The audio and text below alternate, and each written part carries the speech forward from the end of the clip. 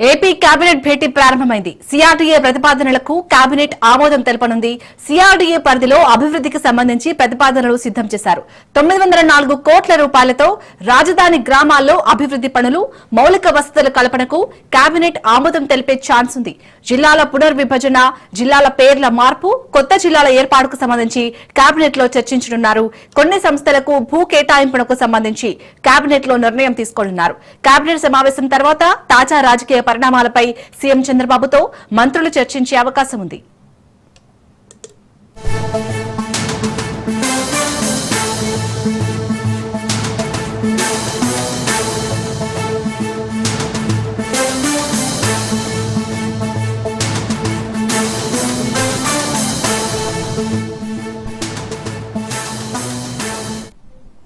AP cabinet భేటీ ప్రారంభమైంది. CRDA ప్రతిపాదనలకు cabinet ఆమోదం తెలపనుంది.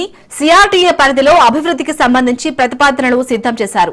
904 కోట్ల రూపాయలతో రాజధాని గ్రామాల్లో అభివృద్ది పనులు, మౌలిక వసతుల కల్పనకు కేబినెట్ ఆమోదం తెలిపే ఛాన్స్ ఉంది. జిల్లాల పునర్విభజన, జిల్లాల పేర్ల మార్పు, కొత్త జిల్లాల ఏర్పాటుకు సంబంధించి కేబినెట్ లో చర్చించనున్నారు. కొన్ని సంస్థలకు భూ కేటాయింపునకు సంబంధించి కేబినెట్ లో నిర్ణయం తీసుకోనున్నారు. కేబినెట్ సమావేశం తర్వాత తాజా రాజకీయ పరిణామాలపై సీఎం చంద్రబాబుతో మంత్రులు చర్చించే అవకాశం ఉంది. Welcome back. ఇండియా కూటమి ఉపరాష్ట్రపతి అభ్యర్థి జస్టిస్ సుదర్శన్ రెడ్డి నామినేషన్ వేశారు. రాజ్యసభ సెక్రటరీ జనరల్ కు నామినేషన్ పత్రాలిచ్చారు. కార్యక్రమానికి ఖర్గే, సోనియా, రాహుల్ గాంధీ హాజరయ్యారు. నామినేషన్ కార్యక్రమానికి ఇండియా కూటమి నేతలు హాజరయ్యారు.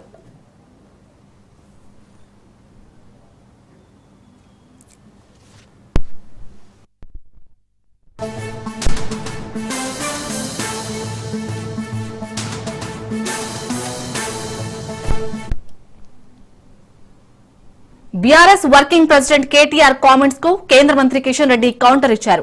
ఉపరాష్ట్రపతి విషయంలో బీఆర్ఎస్ మద్దతు తమకు అవసరం లేదన్నారు. కేటీఆర్ ను సపోర్ట్ ఎవరు అడిగారని ప్రశ్నించారు. కేటీఆర్ మద్దతు తమకు అవసరం లేదన్నారు.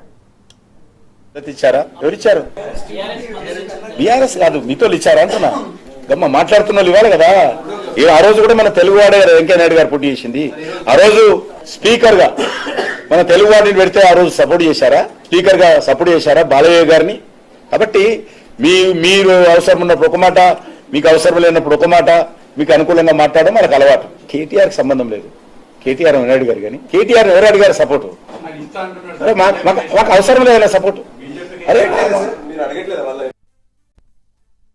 ఎవరి పార్టీ వాళ్ళది, వారి ఆలోచన వారిది. తెలుగు రాష్ట్రాలకు సంబంధించినటువంటి ఎంపీలంతా కూడా ఆయనకు మద్దతు ఇవ్వాలని చెప్పి గతంలో మన తెలుగు వాడైనటువంటి వెంకయ్యనాయుడు గారు కూడా పోటీ చేశారు. అప్పుడు మద్దతు ఇచ్చారా? ఎవరిచ్చారు? బీఆర్ఎస్ కాదు, మీతో ఇచ్చారా అంటున్నా. ఎగువ రాష్ట్రాల్లో కురుస్తున్న భారీ వర్షాలకు అంబేద్కర్ కోనసీమ జిల్లా గోదావరిలోకి భారీగా వరద నీరు చేరుతుంది. దీంతో భద్రాచలం వద్ద రెండో ప్రమాద హెచ్చరిక కొనసాగుతోంది. ధవళేశ్వరం వద్ద మొదటి ప్రమాద హెచ్చరిక జారీ చేయడంతో లంక గ్రామాలకు బాహ్య ప్రపంచంతో సంబంధాలు తెగిపోనున్నాయి. నెల రోజుల క్రితం గంటి పెదపూడిలో గోదావరి వద్ద వేసిన తాత్కాలిక రహదారి తెగిపోవడంతో జి పెదపూడి లంక, బూరుగులంక, అరిగిలావారిపాలెం, ఊడిమూడి లంక 4 గ్రామాల ప్రజలు పడవలపై ప్రయాణం సాగిస్తున్నారు. ఇప్పటికే ఐడవిల్లి ఎదురు బీడియం కాజ్వే పైకి వరద నీరు చేరింది. దీంతో వరద నీటిలోనే లంక గ్రామాల ప్రజలు ప్రయాణాలు సాగిస్తున్నారు. ప్రజలకు ఎటువంటి ఇబ్బంది లేకుండా ప్రభుత్వ యంత్రాంగాన్ని జిల్లా కలెక్టర్ మహేష్ కుమార్ అప్రమత్తం చేశారు.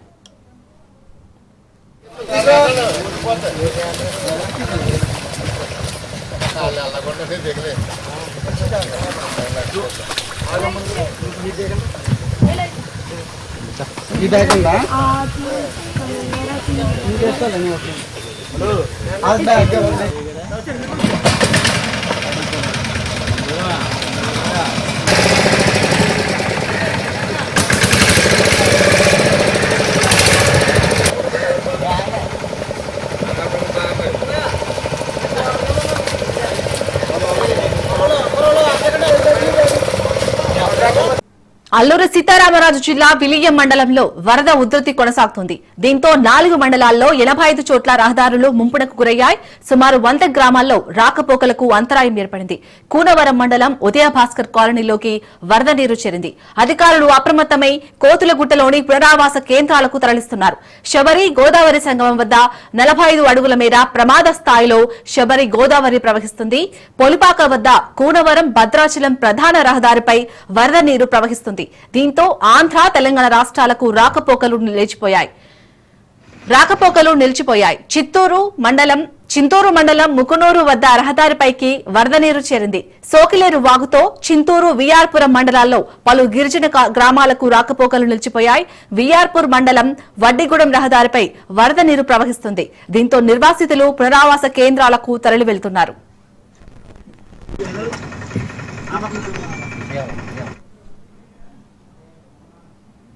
భద్రాద్రి కొత్తగూడెం జిల్లా భద్రాచలం వద్ద గోదావరి నది ఉధృతంగా ప్రవహిస్తుంది. గోదావరి నీటి మట్టం 50 అడుగులకు చేరుకుంది. దీంతో అధికారులు రెండో ప్రమాద హెచ్చరిక జారీ చేశారు. ఎగువ ప్రాంతాల నుంచి వస్తున్న వరద నీటితో భద్రాచలం వద్ద నీటి మట్టం క్రమంగా పెరుగుతుంది. దీని కారణంగా పలు గ్రామాలకు రాకపోకలు నిలిచిపోయాయి. దుమ్ముగూడెం మండలం తూరుపాక గ్రామం వద్ద రహదారిపైకి నీరు చేరడంతో దుమ్ముగూడెం, చెర్ల, వాచేడు, వెంకటాపురం మండలాలకు రాకపోకలు నిలిచిపోయాయి.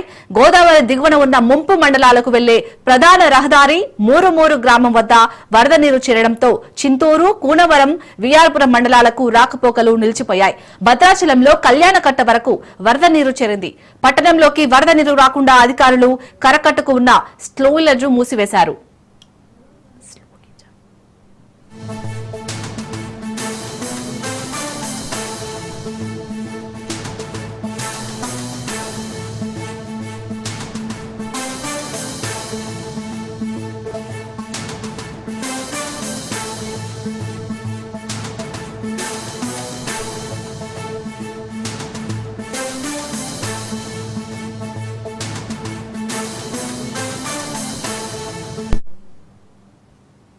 జయశంకర్ భూపాలపల్లి జిల్లా కాళేశ్వరం ప్రాజెక్టులోని మేడిగడ్డ లక్ష్మీ బ్యారేజీకి వరద ఉధృతి పెరిగింది.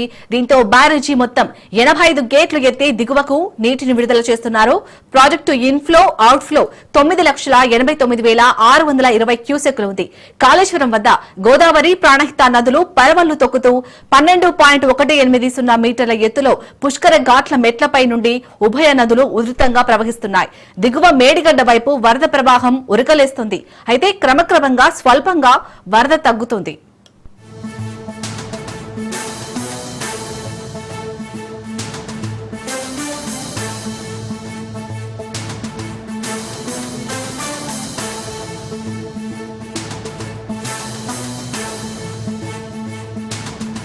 తిరుమల శ్రీవారిని పలువురు ప్రముఖులు దర్శించుకున్నారు. ప్రముఖ దర్శకుడు త్రివిక్రమ్ శ్రీనివాస్, సినీ నటుడు అక్కినేని నాగచైతన్య, శోభితా ధూళిపాల దంపతులు వేర్వేరుగా స్వామివారిని దర్శించుకున్నారు. దర్శనం అనంతరం రంగనాయకుల మండపంలో వేద పండితులు వేదాశీర్వచనం అందించగా ఆలయ అధికారులు శ్రీవారి తీర్థ ప్రసాదాలు అందజేసి పట్టు వస్త్రంతో సత్కరించారు.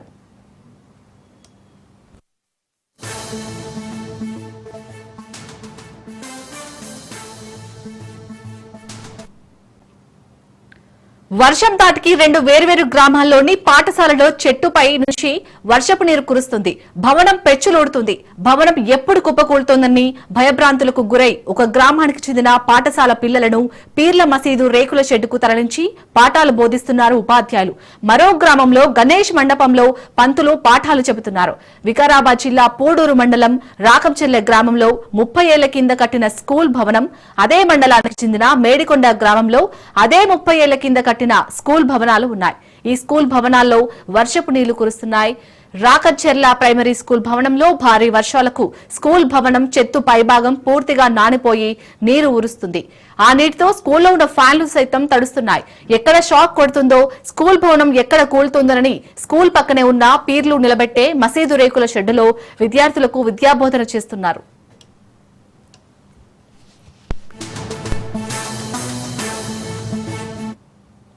అదే మండలానికి చెందిన మేడికొండ గ్రామంలోని ప్రైమరీ స్కూల్ కూడా ఇదే పరిస్థితిలో ఉంది. మేడికొండ స్కూల్ భవన పెచ్చులు ఊడి కింద పడిపోయాయని ఉన్నతాధికారులకు ఫిర్యాదు చేస్తే భవనం చెత్తుపైన కవర్ కప్పండి, నీళ్లు కొరవకుండా ఉంటాయని సలహా ఇచ్చినట్లు సమాచారం. దీంతో చేసేది లేక పక్కనే ఉన్న గణేష్ మండపంలో విద్యార్థులకు బోధన అందిస్తున్నారు. ఆ గ్రామంలో నూతన స్కూల్ భవనం కట్టి సగంలోనే వదిలేశారు. కట్టిన బిల్లు రావడం లేదని స్కూల్ పూర్తి చేయకుండా మధ్యలో వదిలేసినట్లు గ్రామస్తులు తెలిపారు. గతంలో ఇదే పాఠశాలలో పనిచేస్తున్న ఓ ఉపాధ్యాయురాలు విద్యుత్ షాక్ కి గురై చనిపోయిన సంఘటన తెలిసిందే.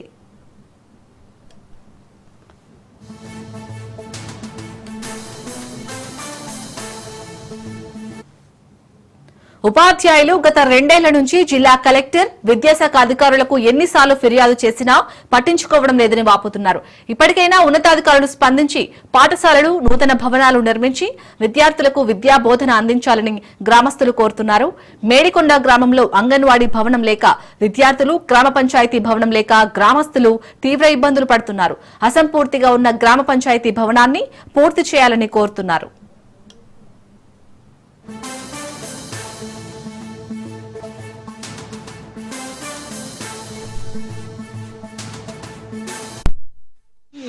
పిల్లలకు చాలా ఇబ్బంది ఉన్నది సార్. మాకు వాళ్ళు ఉండలేరు.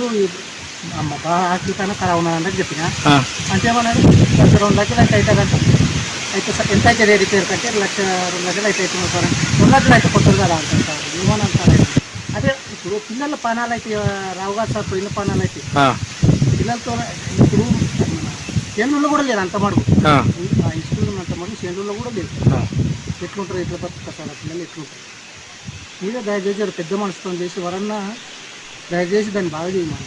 ఆ కొత్త బిల్డింగ్కు అది బిల్లు రాలేదంటే ఆయన శాంక్షన్ సరిపోలేదంటే ఆయన ఇస్తలేదు సార్. ఆయన 9 లక్షలే వచ్చినాయంట. 15-16 లక్షలు అయినాక 9 లక్షలే వచ్చినాక నాది అయితే నాకు బిల్ ఎమ్మెల్యే సాగును ఖాళీ అది రాసి నేను చేసుకుంటే ఆయన ఎమ్మెల్యే సాగు రాసిస్తలేదు.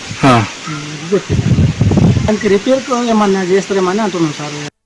మహబూబాబాద్ జిల్లా మరపెడ మండలంలో వరంగల్ ఖమ్మం 563 జాతీయ రహదారిపై యూరియా కోసం రైతులు రోడ్డుపై ధర్నా చేశారు.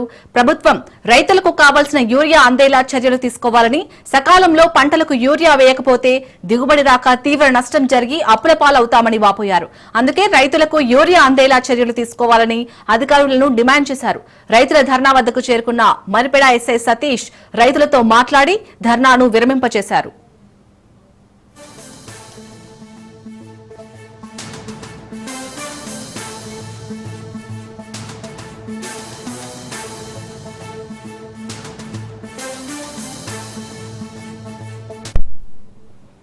మహబూబాబాద్ జిల్లా మర్పెడ మండలంలో వరంగల్ ఖమ్మం 563 జాతీయ రహదారిపై యూరియా కోసం రైతులు రోడ్డుపై ధర్నా చేశారు. ప్రభుత్వం రైతులకు కావాల్సిన యూరియా అందేలా చర్యలు తీసుకోవాలని, సకాలంలో పంటలకు యూరియా వేయకపోతే దిగుబడి రాక తీవ్ర నష్టం జరిగి అప్పుల పాలవుతామని వాపోయారు. అందుకే రైతులకు యూరియా అందేలా చర్యలు తీసుకోవాలని అధికారులను డిమాండ్ చేశారు. రైతుల ధర్నా వద్దకు చేరుకున్న మరిపెడ ఎస్ఐ సతీష్ రైతులతో మాట్లాడి ధర్నాను విరమింపజేశారు. 5 ఎకరాల లోపు ఉన్న వాళ్ళకు వీర్య కొరత వెంటనే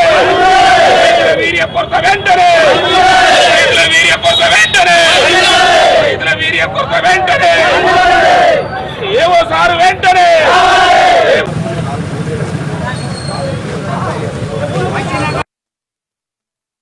ఆగస్టు 15 ముందు రోజు నుంచి నాకు వీరపత్రం కావాలని అన్ని సొసైటీలో తిరుగుతున్నా, అన్ని షాపులలో తిరుగుతున్నా, జియో గారిని కూడా వచ్చిన ఇవాళ వస్తుంది, రేపు వస్తుందని చూపిస్తూనే ఉంది. కానీ ఇంతవరకు ఒక్క బస్తా కూడా నాకు వీరే రాకుండా లేదండి.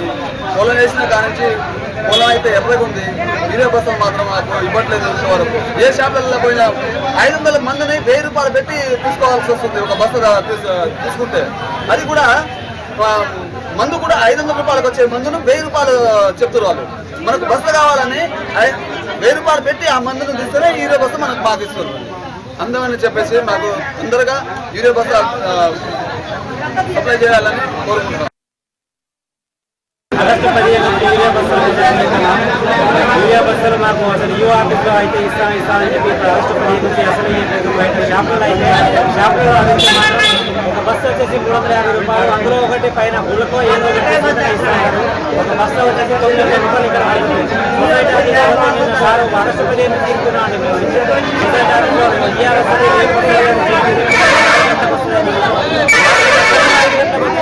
6 గంటలకున్నా కూడా 5 గంటలకు వచ్చినా కూడా ఫోన్ చేస్తే ఫోన్ లేపట్లేదు సార్. బయట షాపులలో అయితే పొద్దున అయితే షాపులలో మందు బట్టలు దిగుతున్నాయి. అది దిగగానే మేము వచ్చి చూస్తే ఇట్లా దిగుతున్నాయంటే మేము రోడ్ ఎక్కినాం. రోడ్ ఎక్కితే మాకు ఎట్టి పరిస్థితుల్లో యువసారు గవర్నమెంట్ మాకు ఎట్లా 2 బస్సులు కల్పించే రైతులకు అందరికీ ఆదుకోవాలని కోరుకుంటున్నాం. అన్ని రోజులు తిరుగుతున్నా ఒకటే బస్తా, మాకు 5 ఎకరాలు పోయి ఉన్నా కూడా ఒకటే బస్తా. బస్తాకు 300 దినగిరి కాబడుతున్నారు. మేము ధృణం చేస్తే ఒకటే బస్తా ఇస్తున్నాడు మాకు. 2 రోజులు తిరిగినాము, నువ్వులకు నీళ్ళు లేక మేము తిరుగుతున్నాం అంటున్నాము. నాకు ఒకటే బస్తా ఇస్తున్నారు. రైతు బంధువులు కాబట్టి ఒకటే బస్తా కొట్టుకుంటున్నాము. ఒకటే బస్తా ఇస్తున్నాడు. 5 ఎకరాలు పోయి అంటే ఒకటే బస్తా ఇస్తున్నాడు. అందరికీ నెట్ ఇస్తున్నారు. ఇబ్బంది పడుతున్నాము. అది కూడా ఇక్కడ సెంటర్లో ధర్నా చేసినాము. రాకపోవడం వల్ల షాపులు సార్ రాలేదు. ఇక్కడ ఎస్ఐ గారు వచ్చి మళ్ళీ ఎందుకు పెట్టి ఇవి అనిపిస్తున్నారు. దానివల్ల చాలా ఏరియా దొరకక వారం 10 రోజులు తిరిగి 1000 రూపాయలు ఖర్చు పెట్టుకున్నాం. కానీ 350 రూపాయలు ఇస్తామన్నా కూడా మా ఏరియా దొరకలేదు. దొరకక మా పంటలు కూడా పంటలేదు సార్. ఇది మా పరిస్థితి.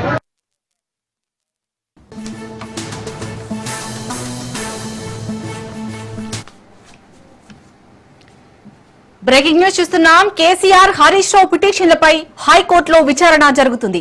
కాళేశ్వరం ప్రాజెక్టుపై జస్టిస్ ఘోష్ కమిషన్ ఇచ్చిన నివేదికను రద్దు చేయాలని మాజీ సీఎం కేసీఆర్, మాజీ మంత్రి టి హరీష్ రావులు హైకోర్టులో వేర్వేరుగా పిటిషన్లు దాఖలు చేశారు. వీటిపై తెలంగాణ హైకోర్టులో విచారణ జరుగుతుంది. కాళేశ్వరం ప్రాజెక్టులో భాగమైన మేడిగడ్డ, అన్నారం, సుందిల్లా బ్యారేజీల నిర్మాణంలో అవకతవకలపై న్యాయ విచారణకు జస్టిస్ పిసి ఘోష్ కమిషన్ ను నియమిస్తూ ప్రభుత్వం జారీ చేసిన జీవో 6 ను కూడా సవాల్ చేశారు. ప్రతివాదులుగా ప్రభుత్వ ప్రధాన కార్యదర్శి, నీటిపారుదల శాఖ ముఖ్య కార్యదర్శి జస్టిస్ ఘోష్ కమిషన్ ను పేర్కొన్నారు.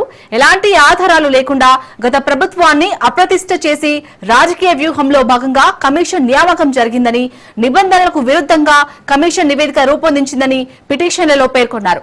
కేసీఆర్, హరీష్ రావు పిటిషన్లపై హైకోర్టు విచారణ జరుపుతోంది.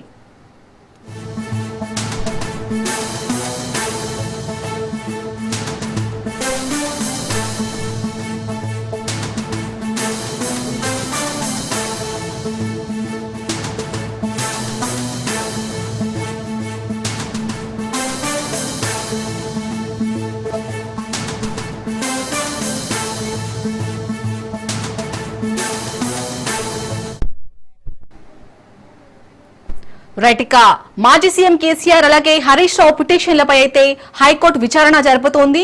ఈ విచారణకు సంబంధించి పూర్తి అప్డేట్స్ మా ప్రతినిధి పవన్ అందిస్తారు. పవన్, కాళేశ్వరం ప్రాజెక్టు సంబంధించిన రిపోర్టు పైన హైకోర్టును మాజీ సీఎం కేసీఆర్ తో పాటు మాజీ మంత్రి హరీష్ రావు కూడా పిటిషన్ దాఖలు చేశారు. ముఖ్యంగా ఇందులో 5 అంశాలను కూడా దీనికి సంబంధించి ప్రస్తావిస్తూ ఒక పిటిషన్ కూడా దాఖలు చేశారు. ముఖ్యంగా చూస్తే కమిషన్ సంబంధించిన రిపోర్టు తమకు ఇప్పటివరకు కూడా ఎక్కడ కూడా కాపీస్ ఇవ్వలేదు. అయితే ఈ యొక్క రిపోర్టుని మంత్రులు కావచ్చు, సీఎం బహిరంగంగా తమ పైన పరువు ప్రతిష్ట భంగం కలిగే విధంగా కూడా ప్రెస్ మీట్ పెట్టి మరి ఇందులో మాట్లాడారు. అంతేకాకుండా ఈ యొక్క సంబంధించి చూస్తే మాత్రము తమకు కేవలం ఈ యొక్క కమిషన్ సంబంధించి ఒక నోటీసులు జారీ చేశారు. ఆ నోటీసులకు మాత్రమే తాము ఒకసారి హాజరై దీనికి సంబంధించి వివరణ ఇచ్చాము. మరోవైపు చూస్తే ఈ యొక్క కమిటీ రిపోర్టును సంబంధించి పూర్తిగా రద్దు చేయాలి, అంతేకాకుండా కమిషన్ ఏర్పాటు చేసిన జీవోను కూడా రద్దు చేయాలంటూ కూడా ఇందులో ప్రస్తావిస్తూ దీనిపైన ఈ యొక్క పిటిషన్ దాఖలు చేసిన నేపథ్యంలో హైకోర్టులో దీనికి సంబంధించి ఇప్పుడే కొద్దిసేపటి క్రితం దీనిపైన యొక్క వాదనలు కూడా కొనసాగుతున్నాయి. అయితే వాదన కొనసాగిన నేపథ్యంలో చూస్తే మాత్రం ప్రధానంగా ఈరోజు ప్రభుత్వానికి కూడా యొక్క నోటీసులు జారీ చేసే అవకాశం కూడా ఉంటుంది. ఎందుకంటే దీనిపైన కౌంటర్ దాఖలు చేయాలని చెప్పి కూడా హైకోర్టు యొక్క మధ్యంతర ఉత్తర్వులు జారీ చేసే అవకాశం కూడా చాలా స్పష్టంగా కనిపిస్తుంది. ఎందుకంటే ఈ యొక్క కాళేశ్వరం రిపోర్టుకు సంబంధించి ఎక్కడ కూడా తమకు ఇవ్వకుండానే మంత్రులు దీన్ని బహిరంగంగా పెట్టి ఒక ప్రెస్ మీట్ పెట్టి దీనికి సంబంధించి ఒక రిపోర్టును పూర్తిగా ఆ యొక్క మాట్లాడడం పట్ల దీనికి సంబంధించి అభ్యంతరం కూడా వ్యక్తం చేశారు. అంతేకాకుండా ఇందులో చూస్తే 8B 8C సంబంధించిన ఎక్కడ కూడా యొక్క ప్రొసీజర్ ని మాత్రము ఈ యొక్క కమిషన్ సంబంధించి ఫాలో కాలేదు, దీనికి సంబంధించి ఒక నోటీసులు కూడా జారీ చేయాలి. కానీ 8B 8C సంబంధించిన ఎక్కడా కూడా ఒక నోటీసులు కూడా జారీ చేసిన ఆ దాఖలాలు కూడా లేవని చెప్పి కూడా దీనికి సంబంధించి వీటిలో వాదనలు కూడా వినిపిస్తారు. అయితే ఈ యొక్క వాదనలు విన్న నేపథ్యంలో హైకోర్టులో దీనికి సంబంధించి ఇప్పుడే వాదనలు ప్రారంభమై ఇంకా ఎలాంటి అంశాలు ఇందులో చాలా కీలకంగా ప్రస్తావిస్తారు అనేది మాత్రము మనం వేచి చూడాల్సిన పరిస్థితి అనిపిస్తుంది. ఎందుకంటే దీనిపైన యొక్క పిటిషన్ సంబంధించిన దానిపైన ఇప్పటికే పూర్తిగా అంశాలను కూడా హైకోర్టు ఏ గ్రౌండ్ లెవెల్స్ లో దీనికి సంబంధించి వేశారో దానికి సంబంధించి కూడా రిపోర్ట్స్ కూడా పూర్తిగా ఇందులో పరిశీలిస్తుంది. అంతేకాకుండా కొన్ని ప్రెస్ మీట్ కి సంబంధించిన అంశాలు కావచ్చు, కాళేశ్వరం రిపోర్ట్ కావచ్చు, ఆ జీవోకి సంబంధించి వాటన్నిటిని కూడా దీనికి సంబంధించి ఈరోజు ప్రస్తావిస్తూ దీనికి సంబంధించి వాదనలు కొనసాగుతాయి. దాని తర్వాత హైకోర్టు ఎలాంటి డిసిషన్ తీసుకుంటుంది అనేది మాత్రము వేచి చూడాల్సిన పరిస్థితి కూడా కనిపిస్తుంది. పవన్, ఇప్పుడైతే హైకోర్టు ఇచ్చే తీర్పుపై అయితే ఒక ఉత్కంఠ నెలకొంది. సో ఏ విధంగా ఉండబోతుంది అనుకోవచ్చు, అంటే ఎలాంటి వాదనలు వినిపించబోతున్నారు? అయితే ఇందులో ఈ రోజు మాత్రం తీర్పు ఉండదు. కేవలం ఇది పిటిషన్ పైన ఈ రోజు మొదటిసారిగా విచారణ కొనసాగనుంది. విచారణలో భాగంగా చూస్తే ఇటు ప్రభుత్వాన్ని కూడా కౌంటర్ దాఖలు చేయాలని చెప్పి కూడా దీనికి సంబంధించి హైకోర్టు నోటీసులు కూడా జారీ చేస్తుంది. దాని తర్వాత కౌంటర్ దాఖలు చేసిన దాని తర్వాత వాదనలు కొనసాగుతాయి. ఆ వాదనలు మాత్రం ఏ విధంగా, అంటే ఎలాంటి అంశాలకు సంబంధించి వాదనలు కొనసాగుతాయి అనేది మాత్రము మనం వేచి చూడాల్సిన పరిస్థితి కనిపిస్తుంది. అయితే ఇందులో మాత్రం ఈ రోజు పిటిషన్ పైన దీనికి సంబంధించి వాదనలు కూడా కొనసాగుతాయి. దాని తర్వాత కోర్టు ఎలాంటి డిసిషన్ తీసుకుంటుంది, అంటే కౌంటర్ దాఖలు చేయాలని చెప్పి నోటీసులు జారీ చేస్తుందా, లేకపోతే ఇంకా ఎలాంటి అంశాలను ప్రస్తావిస్తుంది అనేది మాత్రము వేచి చూడాల్సిన పరిస్థితి కూడా కనిపిస్తుంది. Right, thank you Pavan.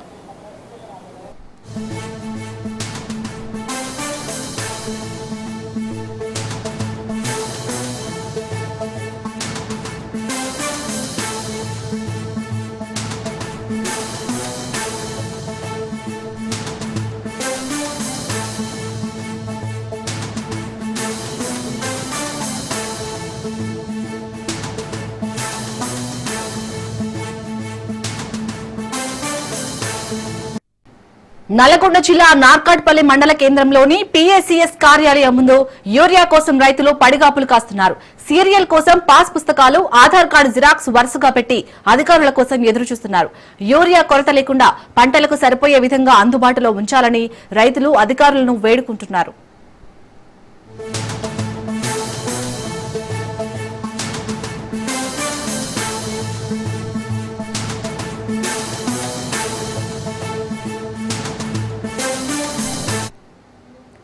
Nalgonda జిల్లా నార్కాట్పల్లి మండల కేంద్రంలోని PACS కార్యాలయం ముందు యూరియా కోసం రైతులు పడిగాపులు కాస్తున్నారు.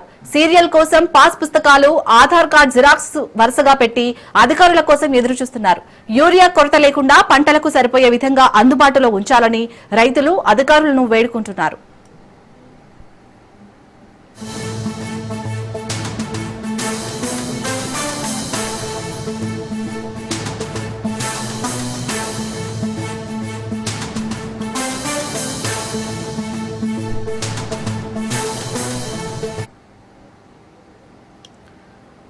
రైట్ గా ఇదే అంశానికి సంబంధించి మరిన్ని అప్డేట్స్ మా ప్రతినిధి పుల్లారావు అందిస్తారు. పుల్లారావు,